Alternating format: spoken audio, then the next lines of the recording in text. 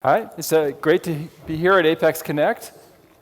It's my first time, and it's wonderful to see such a vibrant community here in Germany. So I will talk about some things that are futures, and they may or may not come true. We hope to make them all come true, but we'll find out. The structure of the presentation, I'm going to talk about where APEX came from quite some time ago, where we are today, and where we're going in the future. So this goes way back to the mid-1990s, and the internet was just out. I was an Oracle Forms developer working on Oracle Forms and Oracle database, and some colleague of mine walked by and said, "You got to check this out. This is really cool." And he showed me Mosaic, which was a web browser, the first web browser. And I was like, "Well, why would I need this or whatever?" And he showed it to me, and I instantly got it. And I stopped using Oracle Forms 3.0, and I actually never, ever used it again. And I had spent years doing forms. That's the only thing I did. But I was completely taken by this whole concept of a universal client and a web browser where you could build out applications. So I happened to be sharing my office with Tom Kite, who is of Oracle Tom Kite fame, asktom.oracle.com. And so I said, well, we need to build web applications. And he said, sure, great. And so he agreed to build the web server, and I would build the user interface tool. And so we created this thing called WebDB, which was a very basic tool which let you browse the web. You could do basic reporting, some basic charts, things like that. But you couldn't actually build a real application. It had no concept of being able to do anything that Oracle Forms could do. It couldn't build something that you would run your company on. And so it was decided that it needed to be rewritten from scratch. So after spending years building this WebDB product and getting it productized, having TV advertisements on CNN and other places, it was time to completely scrap it, have zero change, and rewrite from the beginning. And so we did that, and in 3 years, we decided to release it in China at an Oracle conference. And I came to the conference, not so dissimilar from a room like this, and I'm kind of backstage, and they say, we don't like the name of the product. You need to rename it. And then they ask me, well, okay, that's interesting. What would you like the name to be? And it's like, well, tell me about your product. And he's like, well, it's a web-based product. Oh, Marvel. So Marvel Comics does the web, or Spider-Man. So they said, you should make it Project Marvel. So I had my PC at the time, so I opened my VI editor and searched and replaced all the product names I could find and changed it to Project Marvel 2 minutes before the presentation started, and gave the launch and launched it online. And it was pretty interesting. It was an online tool. You could sign up for a service, get an Oracle database schema in 2002. So it was basically database cloud in 2002 on the public internet, free for everybody. So where did APEX come from? So the idea of the model of APEX came from this idea that people at Oracle looked at WebDB and said, oh, that's really nice. You have your data on the internet. But what can you really build with it? Can you actually build an application that works?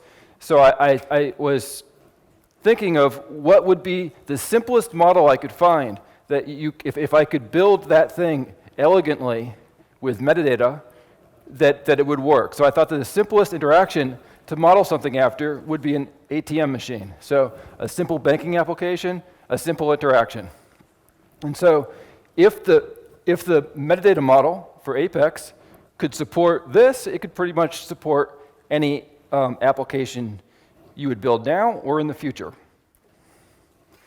So when you come up to an ATM machine, at least in the past, you would put a card in, you would do your authentication and authorization.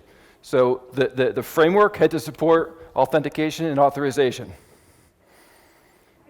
Then the next thing you're prompted for is a list of actions you might want to do, deposit money, withdraw money. So it was very important to be able to have a list, controls, to be able to list out actions. At the time, Oracle Forms didn't really do this very well. You had to like hack the menu. We were doing C programming to hack into the source code to be able to change the different menus that occurred. It was all very cumbersome. Then, when you click on certain actions, you had to go to different places. So the concept of a branching came in. So just like you would create a flowchart, you need to have branching from place to place. So that idea was there. Then you would enter in a value you want to withdraw, and you would need to be able to go and check into the database and save into session state the values that you entered. And you need to do validations to ensure that the data that you're going to add to the database is correct so that the user interface can deal with users who type in data with incorrect values. Then you need to be able to process the actual database in the SQL statement in the database and create a report of your result in a flexible way. And so that basically became the model. And so it was basically, the package I created was called WWV Flow. So WW for World Wide Web and V for WebView. And so that was our prefix.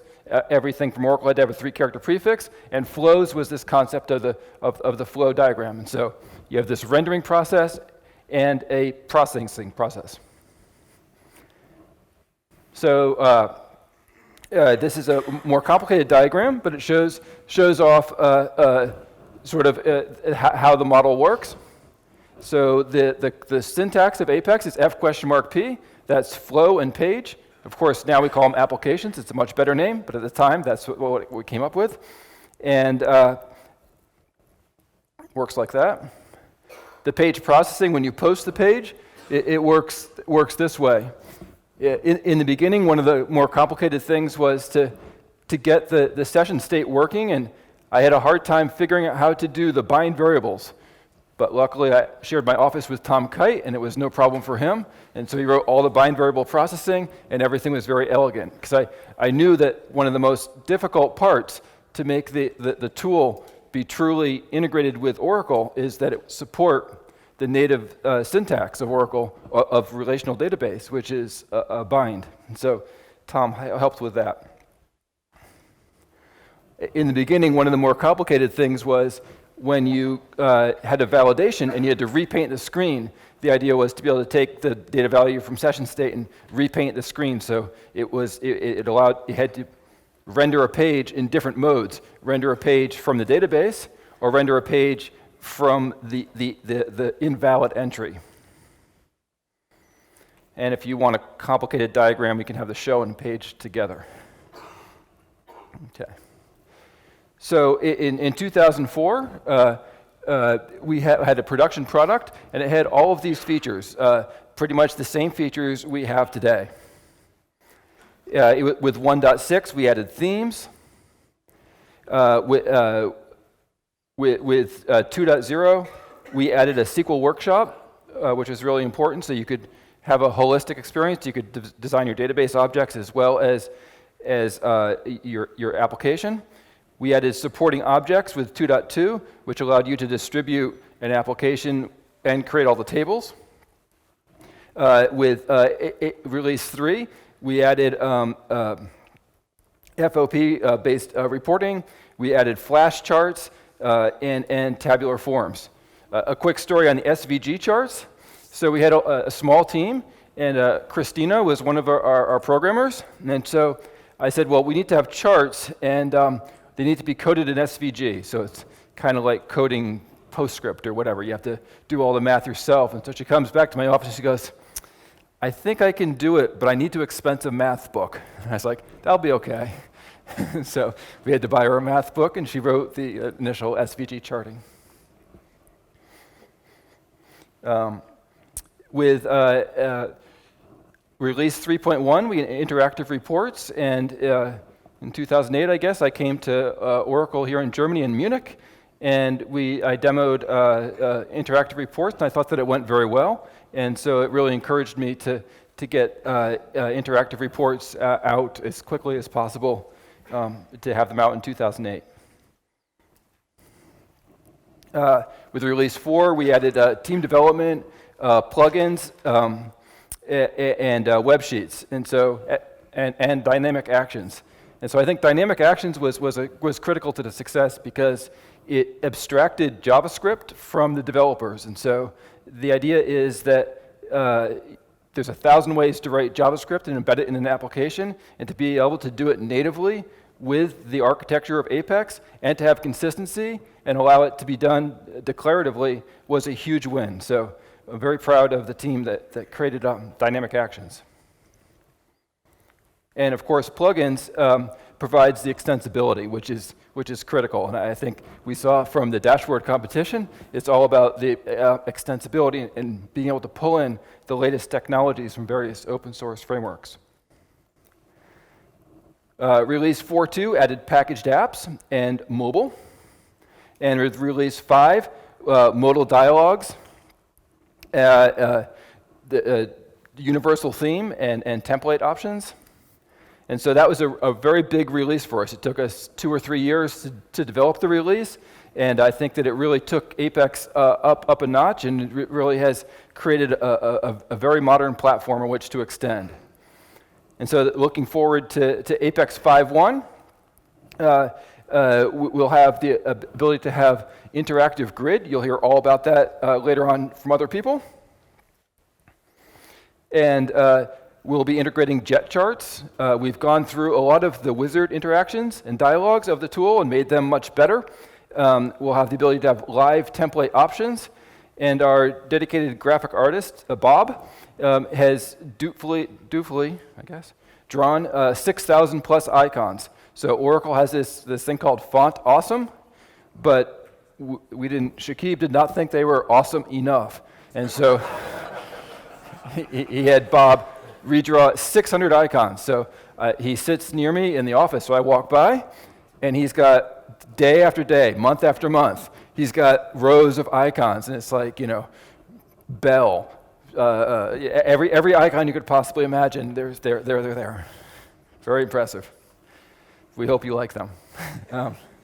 So this is the history. So the team that builds APEX, I manage a number of development teams within Oracle and have worked in the industry for a while. And I have to say that the APEX team has a sort of a special affinity for the product, and they really take the job very seriously and have created a very well done product. So I'm going to talk briefly about the architecture. So the mid-tier, of course, with Application Express, you can use Mod PL SQL, or you can use Oracle REST Data Services. We recommend Oracle REST Data Services. It's written in Java. It's 282,000 lines of Java, just to help make APEX work well in a modern environment. And we hope that as we extend APEX with 5.1 and beyond, that the Oracle REST Data Services will play a bigger role in being able to make the application more modern by being able to more effectively deal with JSON and source data from different data sources using RESTful web services. We also write our own JavaScript, 42,000 lines, our own CSS, 58,000 lines, and our goal is to have fewer lines of CSS, according to Shakib, which would be good. 486,000 lines of PL SQL, and 781 tables. So it's a substantial effort. Part of it lives in the database, part of it lives in the mid-tier in Java, part of it is in JavaScript and CSS. These are the open source libraries that we include. And I guess the notable one is to include Oracle Jet, which provides us a number of charting options. So here's a diagram of the architecture. And the thing that a lot of people find interesting about APEX, interesting in a good sense and sometimes in a bad sense, is that we store the application logic in the database itself. And so being a database-centric person, it makes a lot of sense because pages are very interactive. If you trace your APEX applications, you'll find that you could easily do 50 or 60 SQL statements.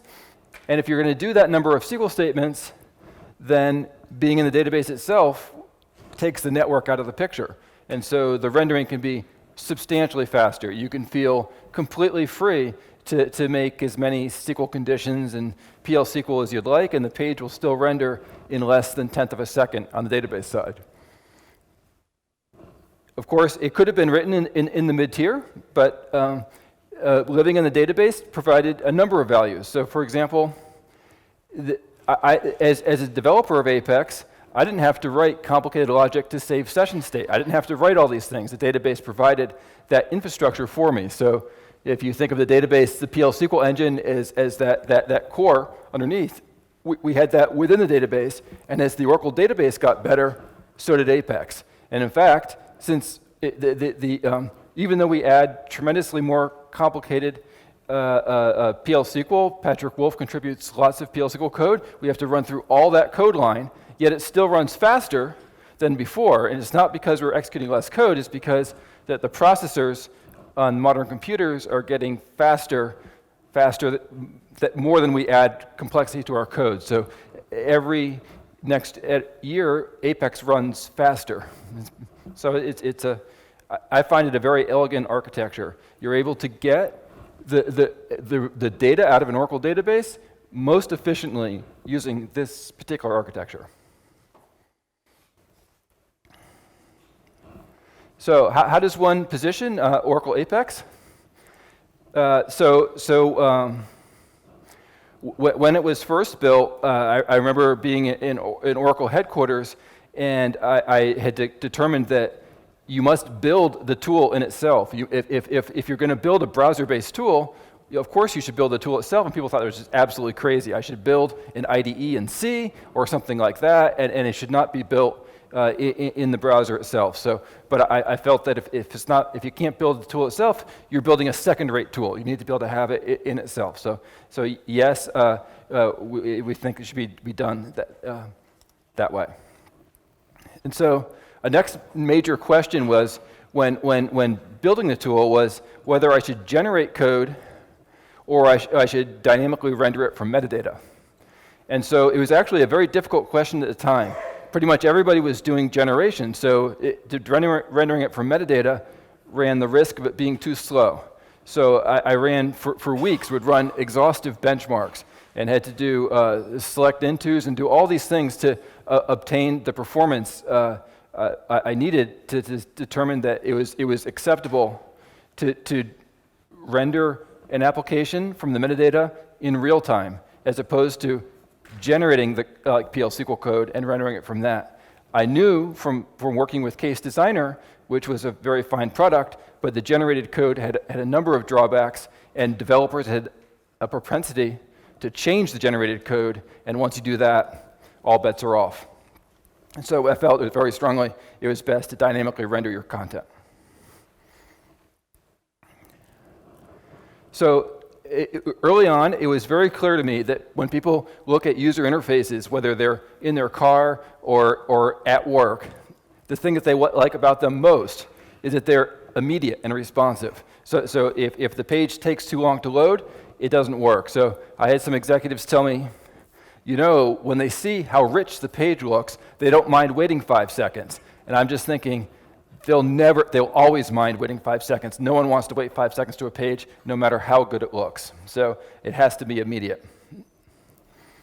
And we wanted to be able to support thousands of concurrent users. And the way we do that is through the connection pooling. So with having APEX as a middle tier and having the HTTP as a stateless protocol, we're easily able to support very large user communities on very modest amounts of hardware. And it works very well. So you can support hundreds of thousands of users on a quarter rack of X data concurrently. And so the question was, which language should we develop in? We considered, just scrapping it from PL SQL, rewriting it in Java in the middle tier, writing it in C, doing something like that. But we decided that SQL and PL SQL was best for a database-centric product. It installed natively to the product. When PL SQL code is compiled, it is coded down into object code anyway, so it operates highly efficiently. And the next step was if you could build complex applications. And so it might be an interesting concept of, I believe with a certain amount of creativity, you can pretty much build any application you see in APEX. APEX might not be the best tool to build every application, but I don't believe there's really any application that you can't build in APEX. And so I think the architecture is extensible to support that. And one of the things I know from being around a while is that every 2 years or 3 years, everything changes. Things are changing all the time. And so if you're doing a consulting job for a company, they're going to live with your application for maybe 10 years. And so how's your application going to look 10 years on? The day you deliver it, it might look great, but how's it going to be 10 years from then? Is it going to have to be thrown out? Are they going to have to pay extra money to replace it? And so I think that by having the abstraction that APEX has, by building applications for metadata, that you can allow it to keep current with the times. So we can perform by upgrading the APEX engine. It keeps us current. And as the Oracle database gets upgraded, we're current as well. So when Oracle offers in-memory, then we have an in-memory application development platform. Rapid application development, of course. And do customers really like the apps? And I think that generally, yes. However, I've seen a lot of pretty ugly APEX apps. And so we're really struggling to make it, and I think universal theme with APEX 5 was a good start. With 5.1 it will get better, but we can still guide our developers a little better to ensure that they get apps that look really fresh, really proper out of the box. And so there's always a challenge there because you want to give people creative freedom, but you also want things to look good. So we want to get that balance right. And then being able to deploy applications on-premise in the cloud. And I think that today, maybe today it's not, the cloud isn't an easy sell, but I think in 5 or 10 years, it'll become the dominant way in which everyone uses technology. And APEX has been cloud-friendly from day one. So there's a number of technologies out here that the Oracle database supports very, very well. My team is responsible for all the database drivers for all of these applications, except for JDBC. The middleware group does that, but all the other PHP, Ruby, Perl, Python, Node drivers are all done for my group. And I think that when you're looking at these various ways to do it, from an Oracle perspective, we're happy that you use the Oracle database, and whatever tool you use is good. And so, but a logical question people ask is, well, how does Oracle position the various tools that you offer? And so this is a corporate approved positioning statement where we basically say, if you're a Java developer, you should use our mobile application framework or ADF or Eclipse, Swing, whatever you'd like to do. Java, we're all happy with Java. If you're a JavaScript developer, Oracle provides Oracle Jet, a JavaScript extension toolkit, free open source, just download it, have at it. If you're a SQL or PL SQL-centric developer, then you have a choice of SQL developer to build your database objects, APEX, of course, Forms, a little bit old, and Oracle REST Data Services if you like to build RESTfully enabled applications. And for business users, we have this new cloud service called Application Builder Cloud Service, which is a web-based tool that lets you rapidly build applications. And so that would be logically compared with APEX.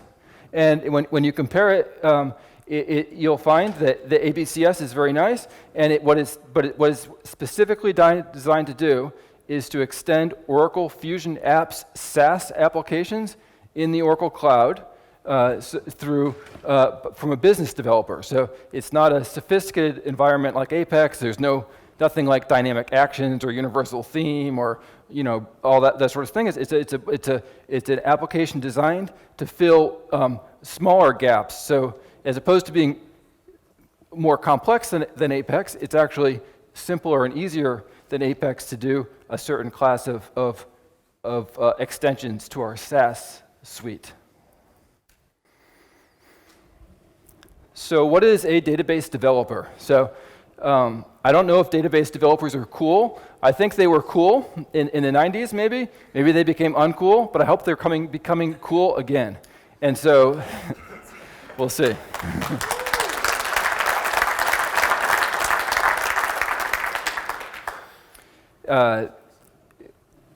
For people that know database, they know that having a good data model is always a good start. And when you have a bad data model, it's pretty much a movie where you're going to know exactly what happens in the end.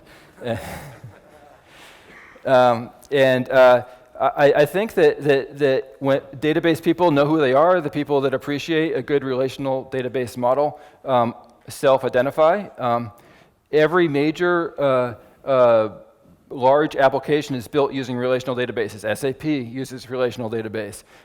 Oracle E-Business Suite, Oracle Fusion Apps.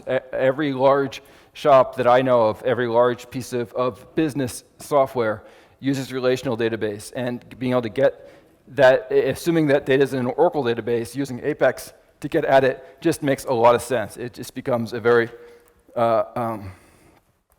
easy way to extend. So I was recently speaking with a Mark Driver of Gartner Group, and we had this conversation about the history of tools and where tools were going. And in the 90s, we had this thing called 4GLs, the idea of Oracle Forms, Power Builder, which Sybase later purchased. It just seemed very obvious in the mid-90s that the world was going to go this way and that applications were going to be very easy to develop, and all these very robust tools were going to hold your hand along the way and allow a person with modest skills to create incredible applications. So that kind of seemed to be happening, and then all of a sudden, the transition from client-server to web-based computing, everything kind of went back to sort of the 3GL style programming, sort of the equivalent before of COBOL or C programming as opposed to like forms. But according to Mark Driver and others at Gartner, they've decided to reinstall a new Magic Quadrant, and it's going to be called Application Platform as a Service, basically a new class of RAD application development tools that are emerging. And I think that it's just kind of, as the web came out, the first tools were very programmatic, very 3GL, and now you're going to find a whole suite of hundreds, if you will, of application development tools that hide you from the complexity of building the mundane underpinnings of a solution. So, to me, the key of Application Express to appreciate it and to like it is to like this concept of declarative programming. So the idea is that as opposed to coding something yourself, as opposed to coding your own session state management, your own page flow, and everything, having a developer make it themselves, is to be able to have and delegate that to an engine. So the engine needs to be able to provide that solution, and if 10 people work on it for 15 years, that's like 150 man-years. So the theory is 150 man-years of effort into APEX, and if you utilize that, it can be easier than just coding it from scratch in a weekend. As managing a number of developers, I've had this conversation maybe 50 times. Someone comes up to me and says, "Oh, I ask them, I'd like you to fix this piece of code that somebody else wrote." And they go back and they start working on it, and they come back to me and they say, "Yeah, it was very nice, but I'm going to need to rewrite this." And so pretty much nobody likes to write code or work on code that someone else wrote. They write it in a different style. It's kind of foreign to somebody. I don't like to work on code that someone else wrote. I like to work on my own code because I understand it very well. But if you code declaratively, for example, you just check a checkbox. Yes, I would like to allow this feature or function. Or dynamic actions are a good example of declarative programming. And there's no variation. Every single person checks a checkbox the same way. There's not an odd way or a different way to check a checkbox. And so there is no variation. So everyone can be happy because the code is just as identical to the way you would have written it, because there is no other way to write a declarative application. So in terms of modernization, we have applications. Inside of Oracle, we have this database.us.oracle.com, a website that is written in APEX. It was written in Project Marvel, so it was written 2 or 3 years before APEX was announced. So that was in like 2001 or 2000, and it's still working today. So the application is universal theme, beautiful, all these things, and it's been going on forever, since years before APEX was even a product. So to me, having a declarative platform, you want to be as declarative as you can possibly be, yet still allow complete creative freedom. And I think APEX, more than any other tool, gets that right balance. So you can, as an application developer, as a visionary, as people that created these wonderful dashboards, it might not be perfect, but they can get pretty much anything they want to get out of the tool, yet still take advantage of session state and bind variables, page flow, the lifecycle management of APEX. And the fact that Oracle tests all these JavaScript libraries, making sure that all the JavaScript that we distribute with the product is tested. It allows you keyboard accessibility. It can be translated. Hopefully in 5.1 it also supports right to left, so it can work with Arabic and other languages. There's great value in having an integrated RAD tool. So that's there.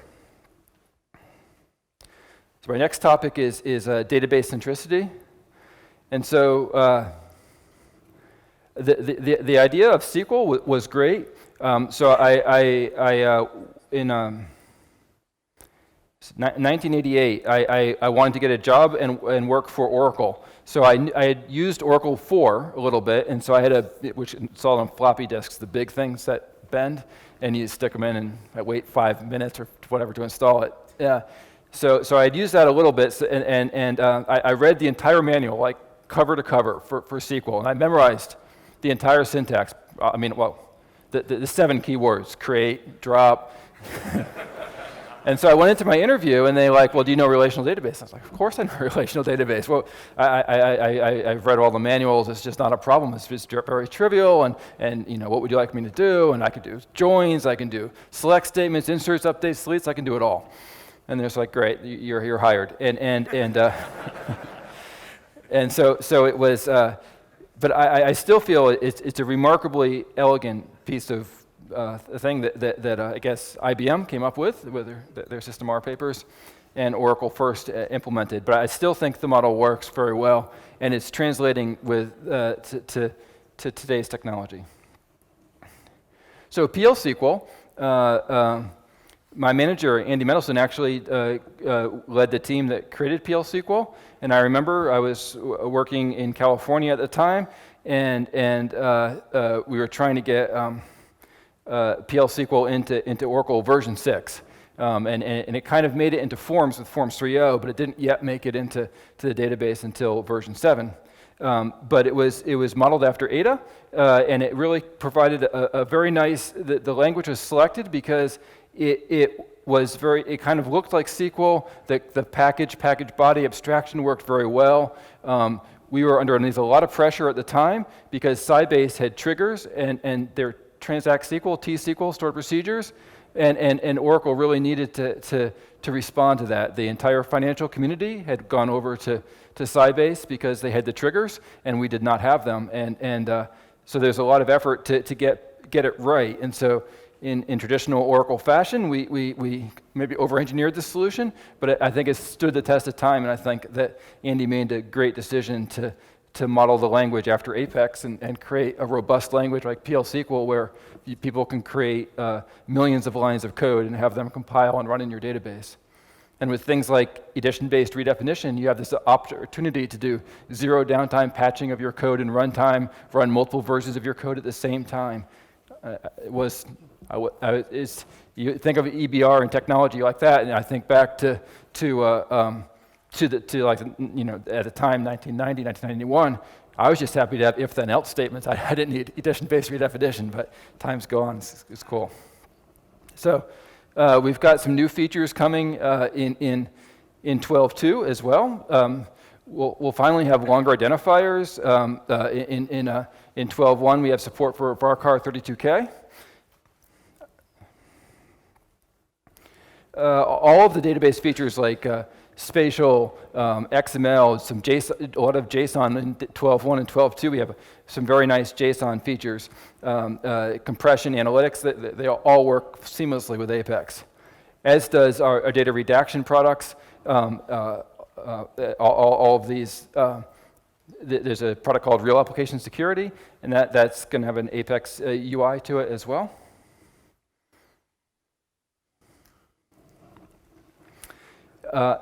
And perhaps one of the most interesting things we're offering is pluggable databases. So first with 12.1 and with 12.2. And so our recommendation when working with pluggable databases is that you install APEX in each PDB as opposed to in the container database. You can install it either way, but installing in each PDB provides greater flexibility. So each PDB can upgrade APEX at its own time frame. So if you have 20 PDBs in your container database, and everyone's using APEX, let's say, then each of the individual PDBs can uptake the APEX 5.1 when they're ready for it. So the early adopters can adopt it instantaneously, and the people that want to adopt it later can adopt it later. One of the very interesting things with PDBs is you can clone them. And so if you're developing APEX and you clone a PDB, you not only clone your data, but you clone your application, and you clone everything. It's just all right there. All your history, your transaction history, your session state, everything gets cloned. And you can do hot clones. And so you can actually, while it's running, just set up another clone of it. And you can combine that with redaction and other technologies to allow you to take a production database, bring it down, and start, for example, test upgrade your application to make sure an APEX patch works or something. So I think there'll be a lot of great opportunities to do PDBs and APEX are a great mix. We could distribute APEX as a PDB, and you could just simply plug in your PDB with APEX and with sample data and with everything, and it just works. This slide walks through a number of features that the Oracle database delivers now and looking forward into the future. Larry Ellison was big on software and silicon, where you actually put logic into the chip itself.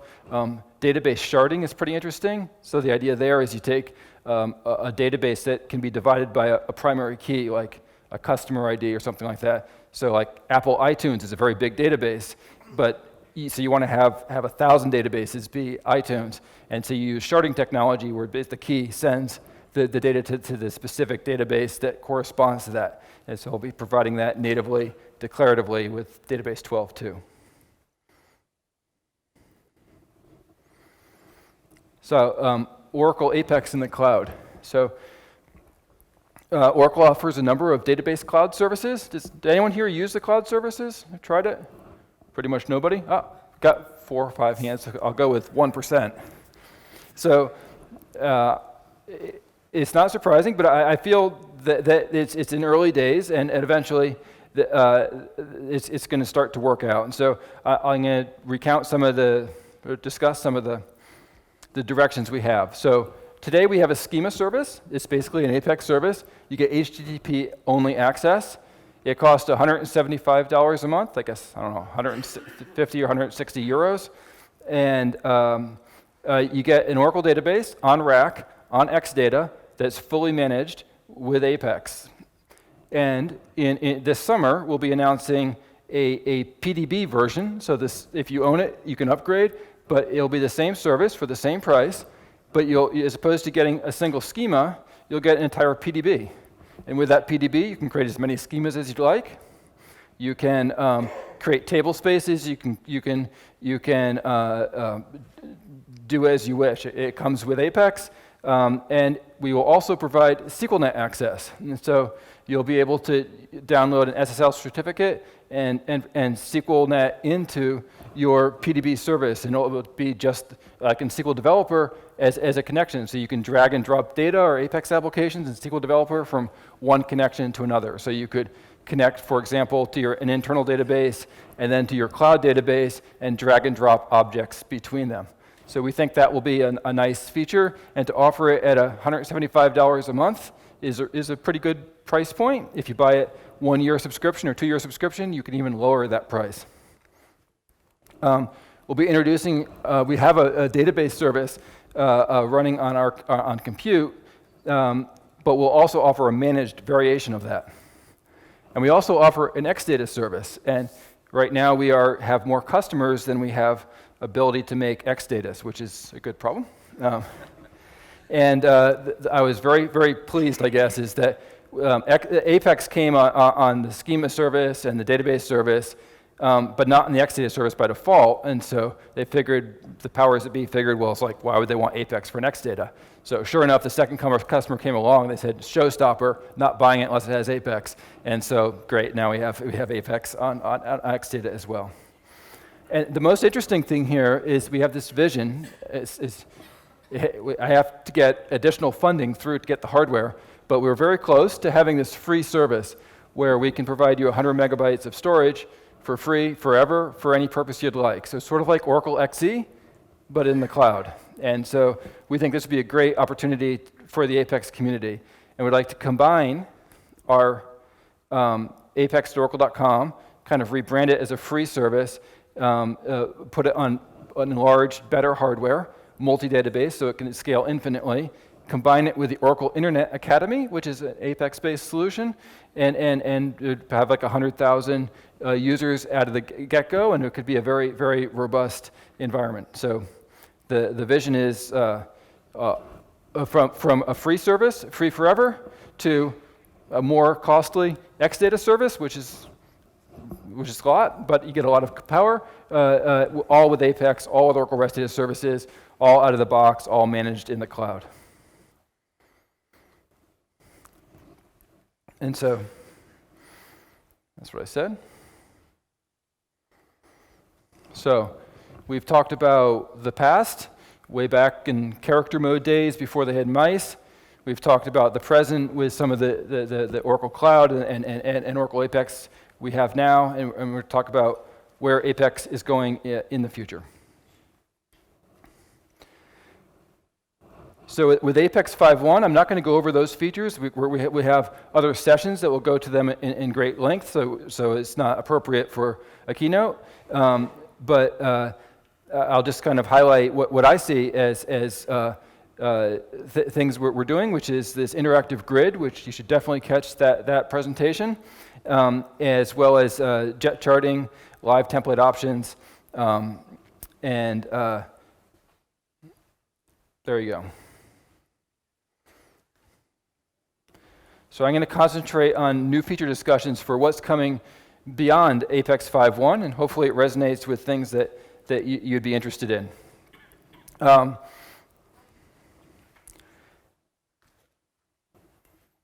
So one of the things that a lot of people that I know struggle with APEX is they can't convince their DBA to install APEX on the server from which they need to get their data. So you got this very interesting data that an APEX application needs, but your DBA won't let you install APEX on it. So not a problem, but they will provide you connectivity to a schema, so you can, hopefully in the future, you'll be able to create an APEX page, and you say, oh, this interactive report, this interactive grid, I'd like to have this SQL come from this RESTful connection. And we will take the SQL, the application's identical. The application can come locally from your database, or it can come remote. Say, oh, I'd like the data not to come from this my local database. I'd like it to come from this database over there over ORDS. And so when the APEX engine renders the page, it will say, oh, this SQL comes over there. It does an ORDS call, runs the SQL statement on the remote database, gets the result back in JSON. The JSON is transformed into our PL SQL structures, and the page just looks perfect, and there you go, and you can render your application from anywhere. And this basically transforms APEX from an application development environment on a single database to like a mid-tier, where APEX is like a mid-tier solution, and it can reach out to any number of databases without using database links.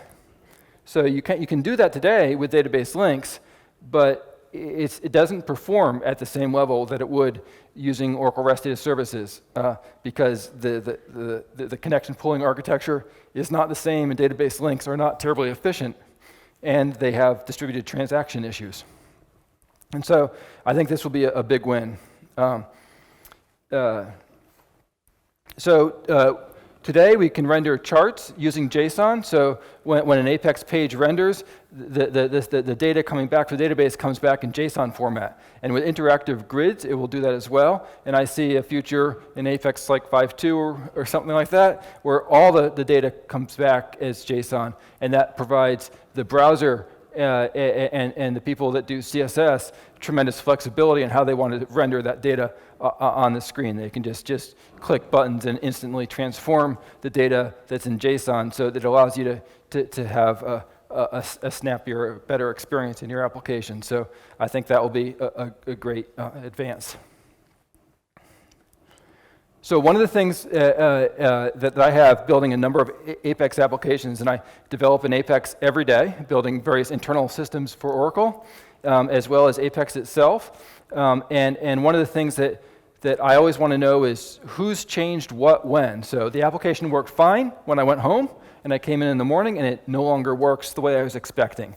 So did the database change? Did someone recompile a package? Did someone overwrite source code control? Did they not use source code control? What's up? And so the idea is to build in. There's many ways to solve this problem, but to have the idea is to have a solution integrated into APEX that can allow you to get a chronicle history of what's changed to various packages at certain periods of time, database objects, as well as the APEX applications, to be able to pinpoint exactly what has changed and why your application is different today than it was yesterday.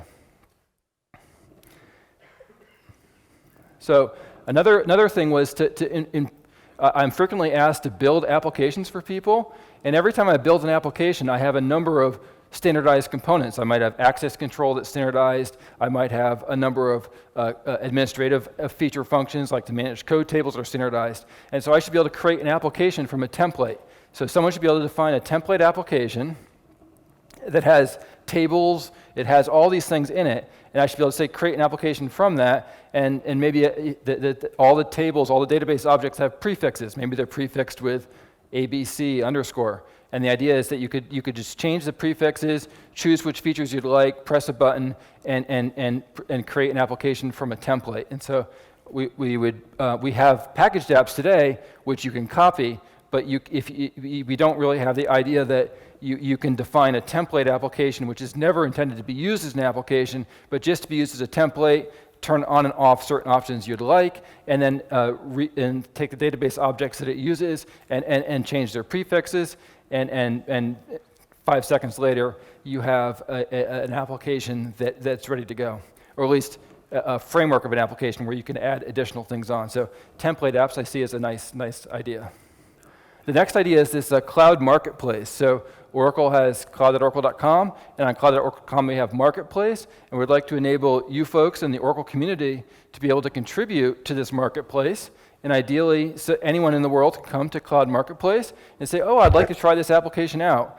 And if we have our free service, you can try it out for free, forever, just by clicking a button, and it would automatically deploy.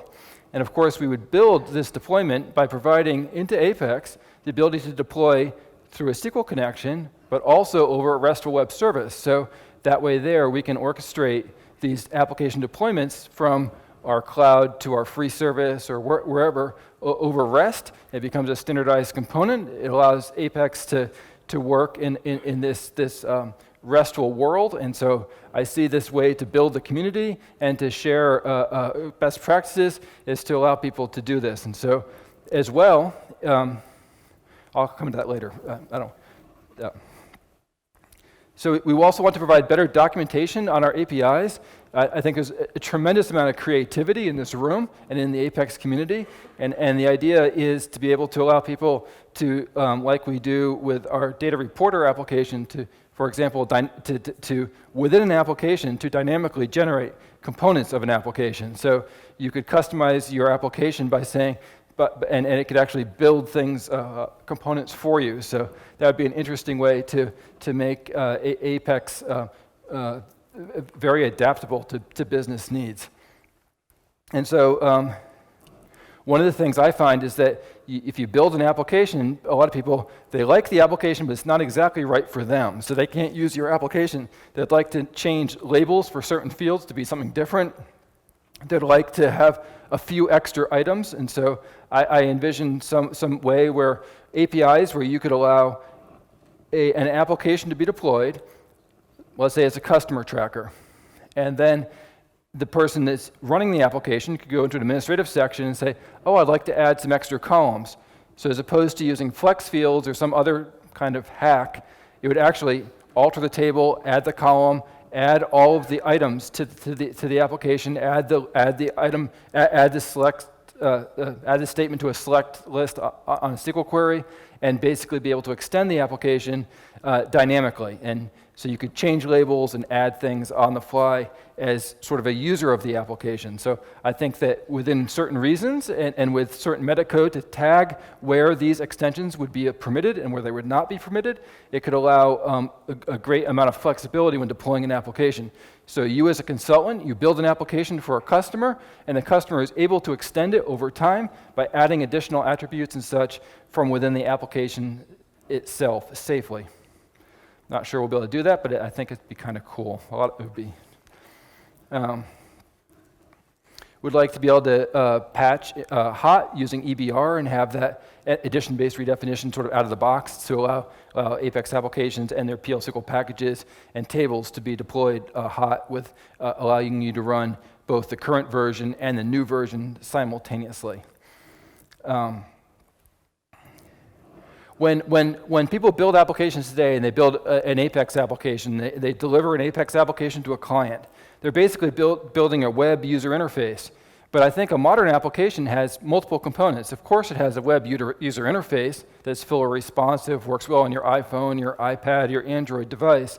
But I think that the applications built in the future, they should also have RESTful APIs. And so as long as you have the proper credentials, there's no reason why that the standard for delivering an application should not include the application user interface itself, but also the RESTful APIs that underpin it. And that way there, the application can be worked by humans interactively through a screen, as well as programmatically over REST. And so I think that it would be very, very modern of APEX applications to come built into them with some Swagger-style documentation saying, well, here's the application, but if you go over here, this API, of course, if you want to write your curl or CURL commands or whatever you'd like to use, you can interact with the application over REST. And allowing APEX to make that seamless and very easy would be a great advance.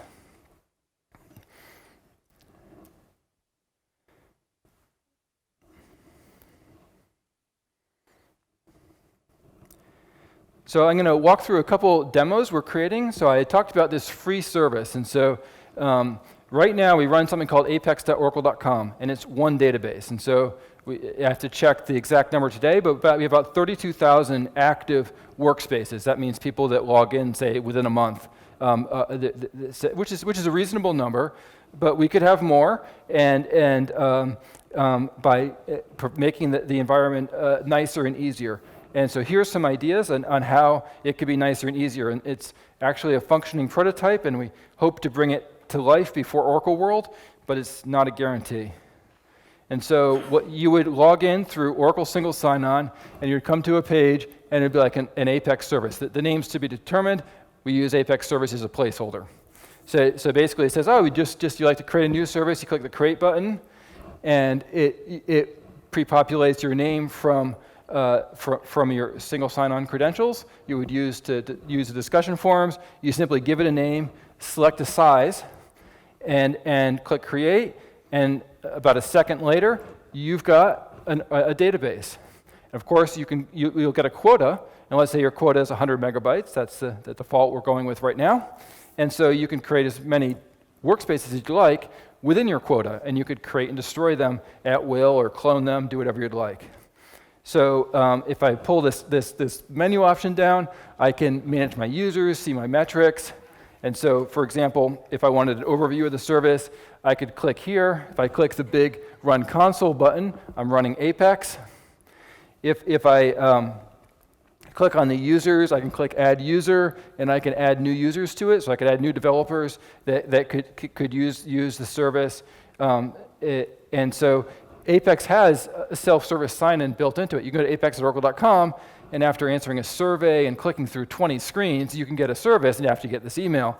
But this service, you can literally, from being anywhere on the internet, log into this page, enter your credentials in single sign-off, you save your password, and you can click pretty fast. You should be able to get an APEX service anywhere within like 5 seconds. And you'd have a full-on database just for you, forever, that you could use. And then you could easily manage it just like a regular cloud database. You could get notifications of upcoming outages.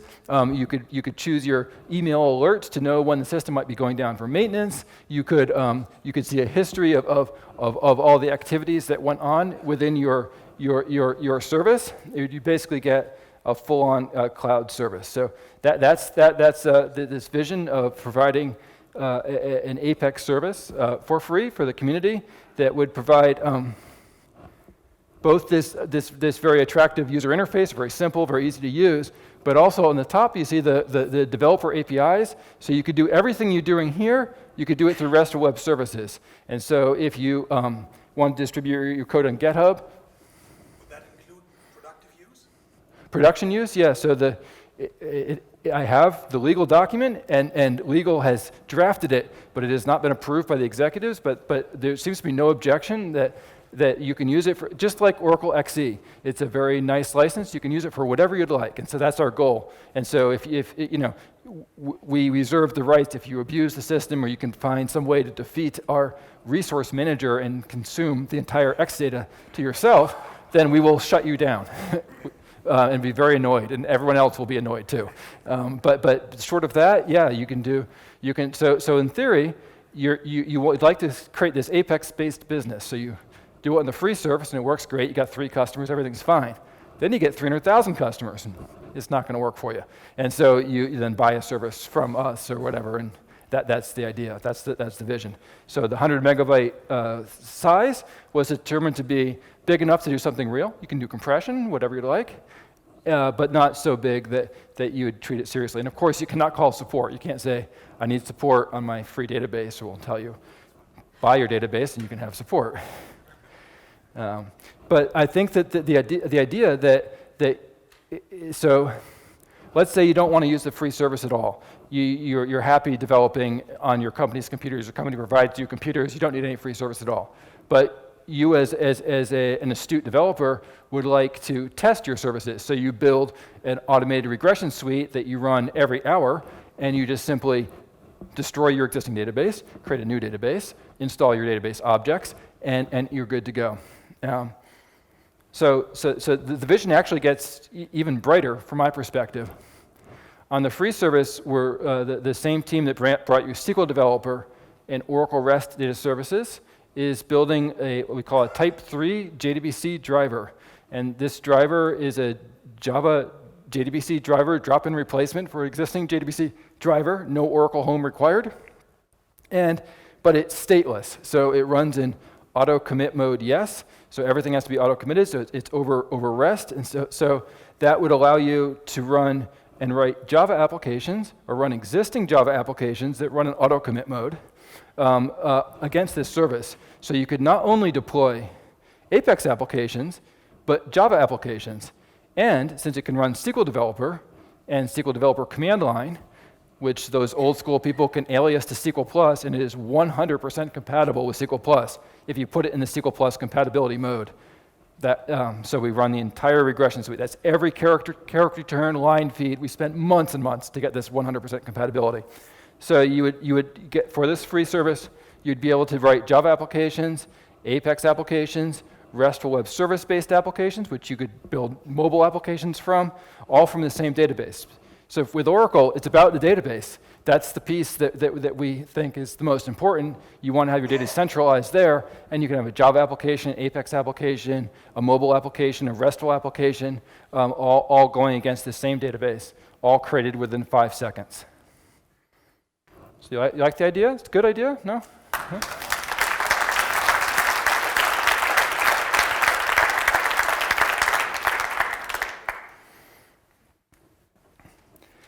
So the last topic, I want to walk through some of the things that I've been working on, and I've been working on a number of enhancements to our packaged apps. And so one of the applications I'm working on is the customer tracker, and used by a large number of people within the company. And one of the things I find is that everyone uses our customer tracker. Many people do. Our CRM group uses it, our database group uses it, our Exadata group uses it, our Sun sales group uses it. It just goes on. There's over 300 or 400 of them that use this application. But they all use it, then they all say it doesn't do what they want, they all unlock it, and they all start changing it, then they all get stuck in time. And so the idea was to make it a little bit nicer and more extensible. And so the idea is that you get this card interface, so all of your customers could show as cards. You could choose to show them as like logos, and it's just all partial page, just click on it, it all works up. Or it can be an interactive report where you can do your own charting and do whatever you'd like. And of course on the left you'd have this search bar, and it'd be fully responsive. And when you click in to get the details, it's basically a classic master detail. You have a customer, and you have attachments and partners and products and all these sort of things. And so using build options, you can turn on and off any number of those things you'd like to see or not see. And for example, as you scroll up, all the I can show a demo later, but everything kind of behaves as you'd like it to. You can just use modal dialogues to add everything you'd like. Another application that we're working very actively on is ptrack, and so it's the most popular. It's a project tracking application. It's used in over 500 active places within Oracle itself. And so I was attending a customer advisory board in California, and I sat down and I was using ptrack, and which I wrote, and then this guy next to me is like, "Oh, you're a ptrack user too. I use ptrack. I've used it for all of our projects." And it's like, "How did you do that? And how did that work?" And it's like, this is a development environment anyway. But it's pretty cool. So we're really trying to take it to the next level. I know that the current versions are, like a good effort, but not really quite ready for prime time, and we're really trying to step up our game. A number of groups internally are using it, and as we speak, we have a number of people doing full user acceptance testing and filing an unbearable number of bugs against it, which hopefully will make for a very solid product when we release it. So there you go, Oracle APEX past, present, and future. Thank you, and welcome to the conference.